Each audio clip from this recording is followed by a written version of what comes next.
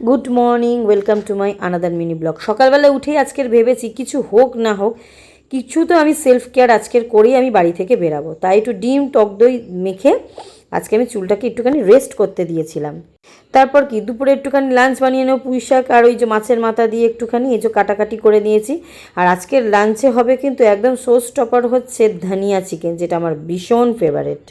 তারপর কি ওখান থেকে চলে গেছিলাম হচ্ছে একটুখানি ফ্রুটস মার্কেটে রুষার জন্য একটুখানি আঙুর আর কেবি ফল নিতে। তারপর ছেলের জন্য ওর বাবা নিয়ে এসেছিলো হচ্ছে এত বড় একটা ফুলঝুরি, যেটা দেখে তো রুবেল ভীষণ খুশি হয়েছিল। আর তারপর আর বলো না, এই আচারের দোকানটা দেখে আমি আর বাড়ি যেতে পারলাম না।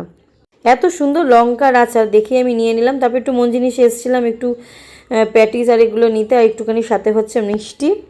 রাতে বেরিয়েছিলাম হচ্ছে একটুখানি এদিক ওদিক ঘুরতে ঘুরতে, না একটু কাজে বেরিয়েছিলাম। তারপর সুন্দর সুন্দর প্যান্ডেল, কালী ঠাকুর দেখে আর এই লাইট দেখে তো মুগ্ধ হয়ে গেছিলাম। কালী পুজো এলেন এই একটা সুন্দর, চারিদিক কিন্তু আলোকিত হয়ে যায়। দেখা হচ্ছে নতুন ব্লগে।